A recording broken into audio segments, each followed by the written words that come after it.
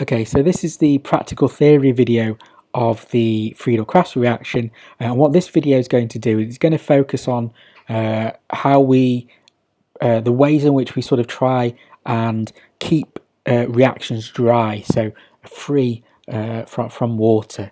Okay, this is actually quite a common thing that happens where water is something that can actually react with many sort of reagents that we use in chemical reactions, and so if they react with those substances, we can't get those reagents to actually do what we actually want them to do in the reactions. Okay, so these are a couple of examples of exactly what would happen with key reagents if they were mixed, if your reactions were wet. Okay, so if we had lots of bases, for example, we want them to do deprotonations like butyl lithium. Well, if they've got a higher pKa value than water, so butyl lithium's got a pKa about 50, water's got a pKa of about 16. Okay, well, the base, instead of deprotonating on your molecule to do your reaction, could actually deprotonate water instead. So then it completely cannot act as a base anymore in your reaction. Or we've got another one here. This is example thionyl chloride, where we want alcohols to react with this reagent. Well, water can react like an alcohol as well. So if it reacts in the same way, then the thionyl chloride wouldn't be able to react with the alcohols in your molecule and do what it needs to do.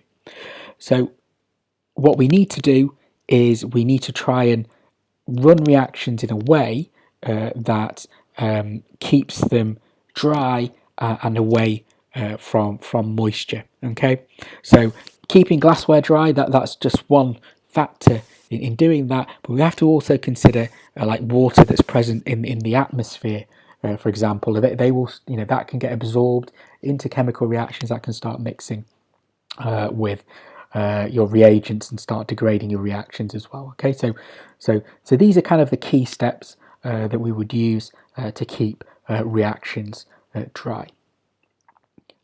Okay, so one of the things we can do is look at the setup of our reaction, and we can try and keep it sealed in the sense that water can't get into the reaction flask. So we would dry all our glassware, make sure that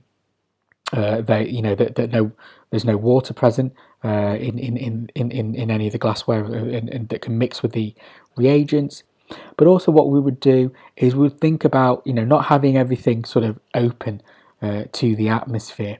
So we would use, say, a multi-neck flask is quite a common piece of apparatus to use instead of a one neck flask. And so if we want to attach things like a thermometer, for example, okay, we can attach it in a way with an adapter that means that this is completely sealed. There's no gaps here. The thermometer goes in, monitors the temperature of the reaction, but with the adapter, air can't get in there.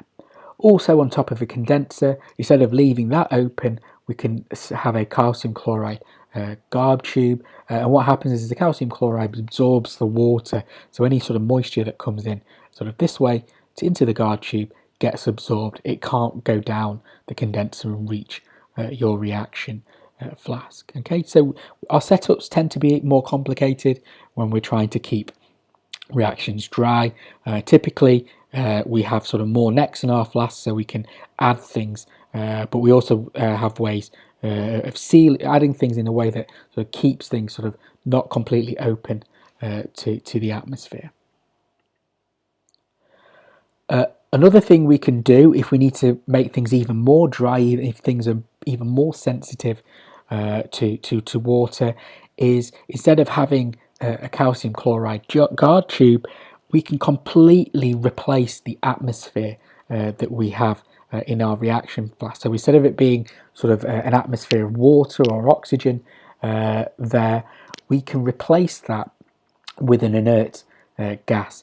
Most usually nitrogen, can be argon as well. And so what we do is we have a line of positive pressure of nitrogen, okay, and what we do is we we sort of purge the reaction flask. We have an outlet needle where the nitrogen comes in, it mixes around here, and then it comes out of the flask here. And what it does is it pushes out any oxygen, any moisture from the reaction. We can take it even further. We can heat this reaction flask before we start our reaction with something like a heat gun, and what that will do is that will liberate any sort of water that's sort of stuck to the glassware, and then when it's liberated as a vapor, then the nitrogen will push and expel that water. And so this is a way in which we can take a reaction even further, leave it under an inert atmosphere of nitrogen, and remove any sort of water or oxygen that was under in the flask, or even sort of attached to the glassware, and be completely absent. This takes it to another level and keeps reactions even drier compared to the setup that we had before. Okay, and the other thing that we have is we use sort of syringes and needles to add sort of reagents. So we don't tend to sort of have bottles or reaction flasks where we open the lids and have things open to the air. We have them sealed. So in our reaction flask, for example, we have a rubber septum, so we can pierce things with needles. So what we can do to our reaction flask is we can add liquids through a syringe and needle directly to our reaction flask without opening the reaction to the air. And also when we're using reagents, we can sort of collect them from their bottles with using a syringe and needle, which also has a septum as well.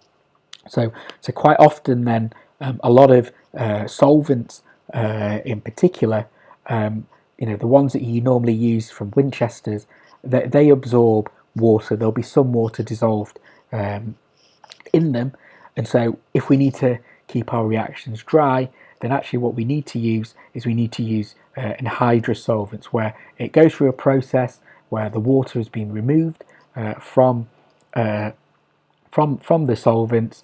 Okay, they're kept in special bottles which have a rubber septum. Okay, and then so instead of just opening the cap and pouring the solvent into a measuring cylinder, okay, we use a syringe and needle where we push the syringe and needle through the septum into the bottle, and we withdraw the liquid that we need.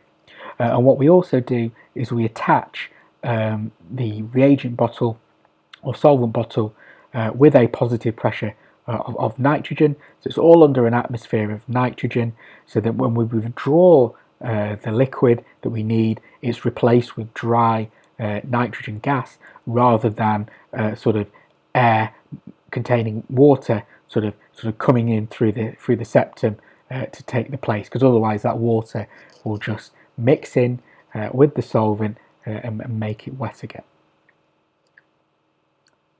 Okay, so these are the ways, made ways in which we keep reactions dry, and again, the key reason why we're doing this is because water reacts with chemicals, and that means they don't do what they need to do.